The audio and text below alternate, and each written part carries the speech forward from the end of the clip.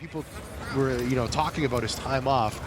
Keenan is a calculated grappler. He took time off to reevaluate everything. And it was for a purpose, I think, that he took that time, reevaluated his game, had an awesome campaign, and is in the finals for the first time in ADCC history. Back. Sink the back. Grab his waist, Keenan. Watch this scissor. And, the irony of this all is Keenan was much like Gordon years ago. He was the young American black belt that everyone was talking about, killing everyone at brown belt. It was supposed to be the next big thing. He is the next big thing still. He's an amazing, accomplished black belt. All right, so now let's look at this. It's a pretty long sequence. Again, Keenan did a couple things right, but he just failed to actually win the scrimmage. Like, he put me down, but he just didn't win the scrimmage from here. And also, you look at, because of the fact that there's no points, I'm a lot less scared to go for submissions. Like, I'm going for guillotine, I'm going for kimuras, I'm going for things which will lead to a finish without really having the danger of points being scored on me. So you see, I'm a lot more open because of the fact that there's no points to be scored. So my game plan, my tactics change from no points into points. So you see a lot more submission attempts here. So right from here, he goes in and he has this 2-on-1 on my left hand, kind of annoying. I'm pulling on his head the whole time. I'm kind of just annoyed by this. What I should have just done is just immediately start going in and start dragging, getting hands off. But my game plan was I knew I could get heavy on his head and fatigue him. So he had a 2-on-1 for a good amount of time, and I was pulling on his head. And I started trying to pull and start harassing his foot from here. But from here, he went in and he started picking my leg up, and he went in and went to a single leg. And right from here, I football, and I actually do catch a good lock on his jaw, under his chin like so.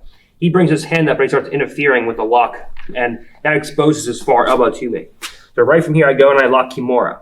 Now, I try to go Sumigashi. What I wanted to do was hit a Sumigashi and bring him over my right shoulder and end up in T-Kimura. But he did a good job of, as I tried to bring him right, he hopped over and cartwheeled over to the left. So right from here, I went to go jump, and we ended up in this position here. And right from here, I was like, oh, I don't want my back exposed, because he started posturing up and his elbow came out. I was like, don't want my back exposed, so I started heisting up right from here. In which case, he grabbed my second leg, picked up off the floor.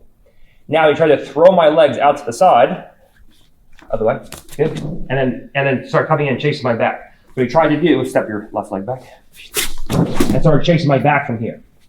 So I immediately, as I went to go start chasing my back, I turned towards him briefly. So he went to go come in, chase my back. I turned towards him, he ended up in a situation like this. Where right from here, now this allowed me to start heisting, and as I heisted, we came out into a situation where he took an outside shelf and brought everything up nice and high. And then right from here, we reset in the middle. My whole thing from this position is to get my leg back in between his legs. So I immediately turned to face him, I shot my leg through, and I brought it back to the middle, and he just let it go, which was already a sign for me that he was breaking because he did all that work, and then he just let the leg go, and he was like, I don't want to scrimmage anymore, and just was right back to neutral. So that was my first sign that he was already starting to break. But a couple of times, like, he had good position, he could have scored on me, like, go down. Like, he was in this outside shelf position, and from here, I went to go start heisting. Okay? He tried to throw the legs and get to the back, and then he just lost control of the legs. All he had to do from here, if I was going to heist, is just walk, start walking backwards, and just walk a circle and just drag the person backwards, okay? It's a relatively easy thing when I control two legs. As she goes to start heisting, I just walk a circle, and I pull everything backwards to put her belly up. When she tries to keep turning belly down, okay?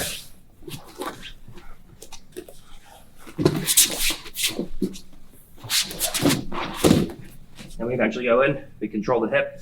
Now we can come in, control the head, and get that score. So he just relinquished the legs, tried to jump, instead of climb up the body, tried to jump from the legs to the back, and there was just too much space. That allowed me to continue the scrimmage. And then once I got up, it was a pretty easy thing to escape because he just let me go. And then I was like, all right, he's getting fatigued. He's not really gonna have too much more for me. And then started to pick the pace up, and my confidence grew from there because he did that whole scrimmage and I just let it go at the end and didn't even try to score. So good job by him in a lot of ways, but like the last 10% of the scrimmage just wasn't there. Like, he put me down had good control, and then just like completely fumbled the ball on like trying to actually secure the takedown, and then just let go at the end. So